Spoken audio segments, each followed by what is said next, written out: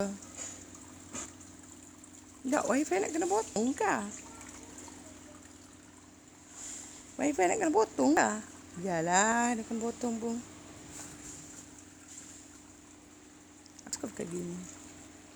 Ni budak-budak tak ada kerja. 1, 2, 3, 4, 5, 6, 7. 7 lah. Wifi kena potong kah? Yalah, kena potong pun.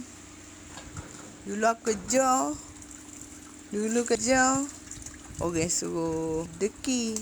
Deki duduk dalam rumah. Duduk berlepas tu.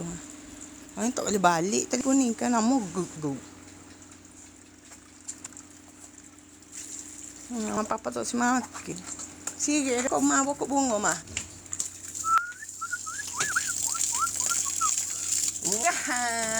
Kalau Ruha bagi je.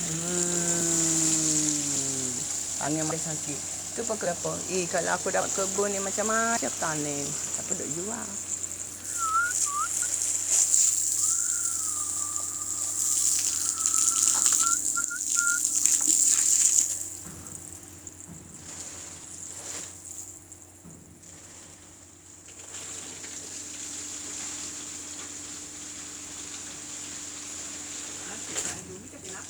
Sirik pokok bunga.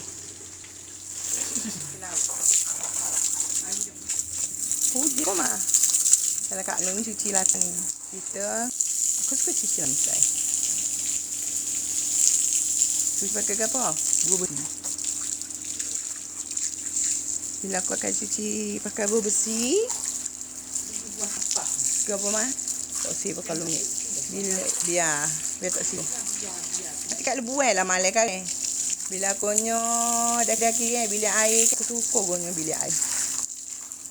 Ya bilik air banyak daki kan ibaratkan hati.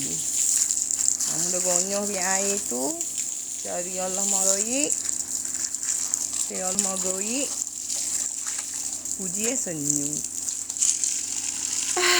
Ujian senyum. Oh mak Allah.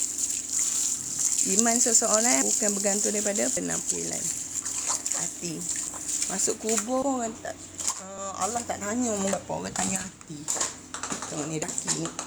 Selalu Ibrahim aku suruh duduk ni. Ni. Omak dia tahu perangai aku. Bilik air omak semua aku gonyo. Kalau guru pendekar, orang tua orang lama dulu kan. Mesti dia tahu.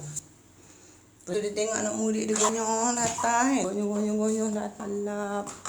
Tanya omak. Dan selalu sapu sarang rumah. Tanya omak dan pergi tanya, apa ni tu duduk dengan omak? Encik Isah. Tanya orang deki-deki aku tu. Wah, ada lagi. Hedik. Tanya orang deki aku. Tanya orang deki aku tu kan. Apa ni buat? Suka pakai baju lapis kan?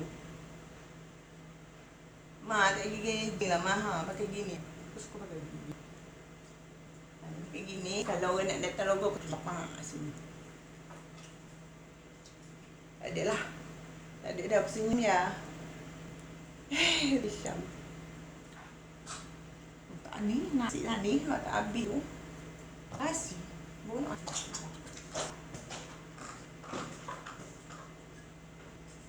Ujian dia pun boleh tahan. Selalu guru tu silap. Kedua silap. Yang otannya, yang gunungnya. Dia akan suruh anak murid dia bergantung ibu. Selalu yang dia suap-suap. So, budak ni ada siapa? Maksudnya ada luar benda tak? Luar benda. So, wali semua ada 9. Masuk 10. Kau pakai labu.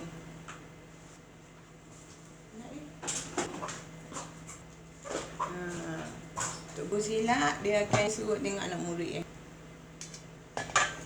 sikit. Abang dia tahu aku sendiri ni budak marifat. Ada Zura budak marifat.